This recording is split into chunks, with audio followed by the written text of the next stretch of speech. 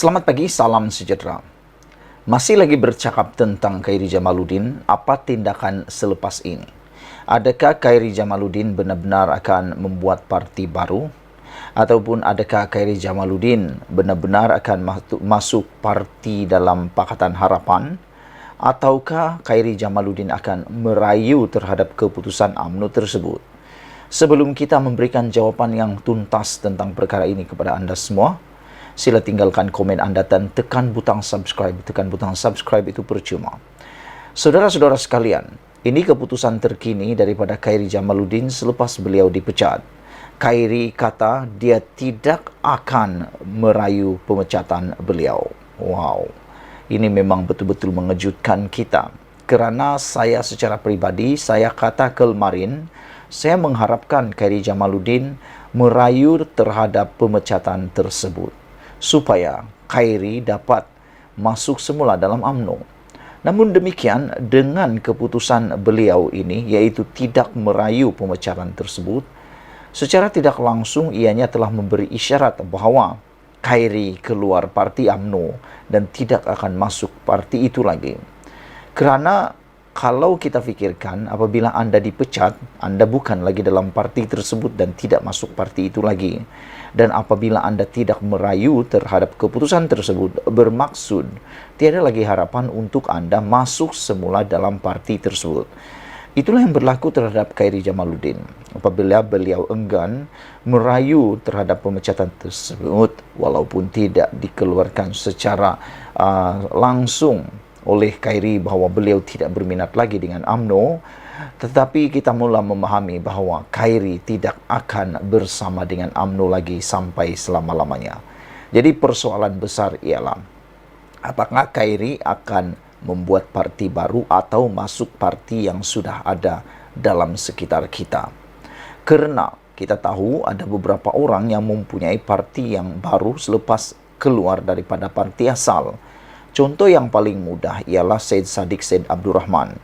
Ketika Parti Bersatu mula meninggalkan hala tuju asal bersama dengan PH, Syed Saddiq Syed Abdul Rahman mengambil keputusan tidak masuk parti PKR maupun Parti Bersatu maupun mana-mana parti yang lain, tetapi menubuhkan parti baru, yaitu parti yang kita kenali sebagai Parti Muda. Jadi, adakah dengan itu, dengan duluan seperti itu, Khairi Jamaluddin juga akan membuat parti yang baru? Memandangkan semalam dalam satu laporan berita mengatakan bahawa PKR mungkin akan menutup pintu buat KJ supaya tidak berlaku pertindihan ataupun konflik antara parti PKR dengan parti UMNO, supaya tidak akan menjejaskan kestabilan dalam kerajaan perpaduan. Selain daripada itu, mereka kata untuk menghormati persahabatan antara parti ataupun PKR dengan UMNO. Dengan ini, apabila Khairi mengatakan tidak akan merayu pemecatan tersebut, sudah jelas lagi bersuluh Khairi memang tidak berminat lagi menyertai parti UMNO. Khairi Jamaluddin tidak akan membuat rayuan terhadap pemecatannya daripada UMNO kerana tidak melihat ada gunanya berbuat demikian. Merayu bermakna merayu terhadap entiti yang sama yang secara unilateral dan secara ringkas telah menghukum saya daripada parti. Jadi tidak ada gunanya kepada BFM pagi tadi. Khairi berkata, dia berbincang dengan Noh Umar dan Sahrin Hamdan yang masing-masing turut dipecat dan digantung oleh kepimpinan parti sebelum membuat keputusan ini. Niat mereka, yaitu kepimpinan, adalah untuk membuang kami daripada parti, kata beliau. Dengan jelasnya, saudara-saudara sekalian, apabila Khairi berkata seperti ini, yaitu beliau menjelaskan dan menekankan bahawa niat mereka, yaitu kepimpinan UMNO termasuk Zahid Hamidi, adalah untuk membuang kami daripada parti, bermaksud Khairi Jamaluddin memang sudah tidak mau lagi bersama dengan UMNO. Ditambah pula, Khairi Jamaluddin telah pun berbincang dengan Noh Umar dan Sahrir Hamdan.